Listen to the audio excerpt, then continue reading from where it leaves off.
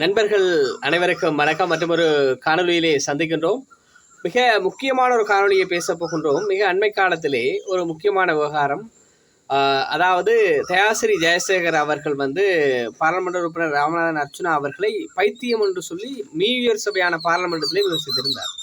அந்த விமர்சனத்தோடு பல்வேறுபட்ட கதையாடல்கள் இடம்பெற்ற வேளையிலே இன்றைய தினம் வைத்தியர் ராமநாதன் அர்ச்சுனா தன்னுடைய முகப்புத்தகத்திலே தன்னை பைத்தியம் என்று சொல்லி கேள்விக்குள்ளாக்கிய தயாசிரி ஜெயசேகர இந்நடவடிக்கைகள் தொடர்பிலே ஆராய்வதற்கு 3 கொண்ட குழு நியமிக்கப்பட்டுள்ளது.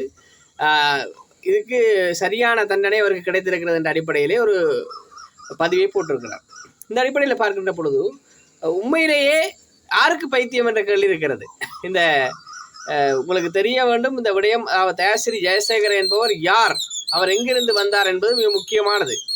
தயாசிரி ஜெயசேகர அவர்கள் ஆரம்ப காலத்திலே ஐக்கிய தேசிய கட்சியில் இருந்தவர். பின்னர் ஐக்கிய தேசிய கட்சியிலிருந்து பல்ட்டி அடித்து மஹிந்தவோடு சென்றார். பின்னர் மஹிந்தவுடந்து பல்ட்டி அடித்து பின்பு மீண்டும் பார்த்தீங்கன்னு சொன்னால் சுதந்திர கட்சிக்கு போனார்.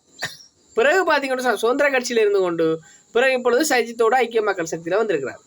தயாசிரி ஜெயசேகர என்பவர் ஒரு மெத்தன போக்கோட செயற்படக்கூடியவர். இருந்த பொழுதும் ஒரு பாராளுமன்ற உறுப்பினரை பைத்தியக்காரன் என்று விழிப்பது என்பது மிக ஒரு மோசமான கண்டிக்கத்தக்க விடயமாகும்.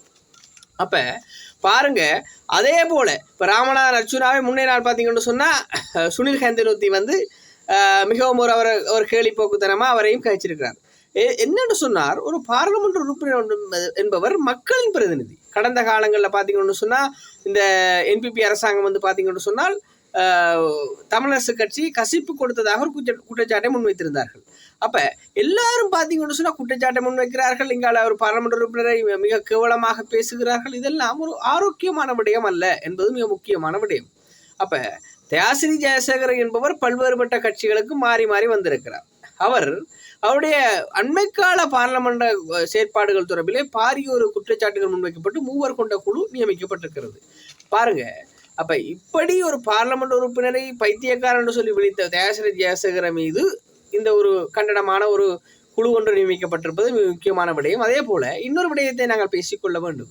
மிக அண்மை காலத்திலே இலங்கை தீவில் பல்வேறுபட்ட செய்திகள் இடம்பெற்ற வண்ணம் இருக்கிறது. அந்த விடயமும் சொல்லிக்கொள்ள வேண்டும்.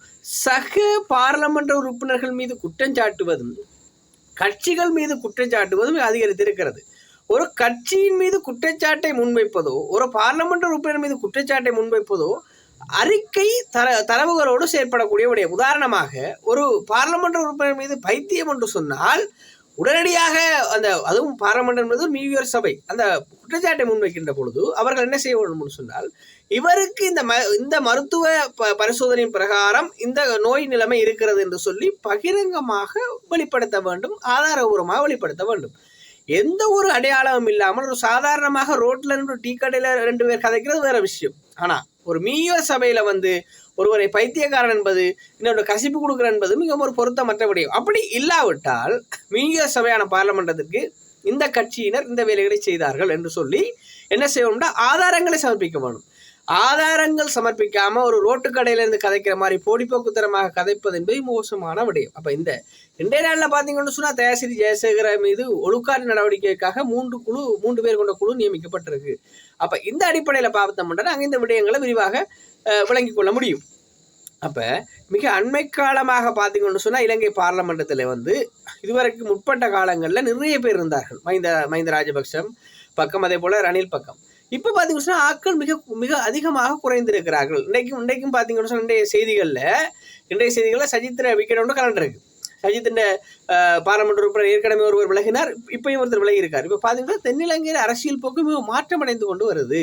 ஆளுங்கட்சியின் கரம் ஓங்கி வருகின்ற நிலைமையில, ஆனால் இந்த ஆளுங்கட்சி கூட மற்ற கட்சிகளின் மீதும் மற்ற பாராளுமன்ற உறுப்பினர்கள் மீதும் குற்றச்சாட்டுகளை அதிகமாக முன்வைக்கிறார்களே தவிர எந்த ஒரு நல்ல ஆக்கப்பூர்வமான நடவடிக்கையும் எடுத்ததாக தெரியவில்லை.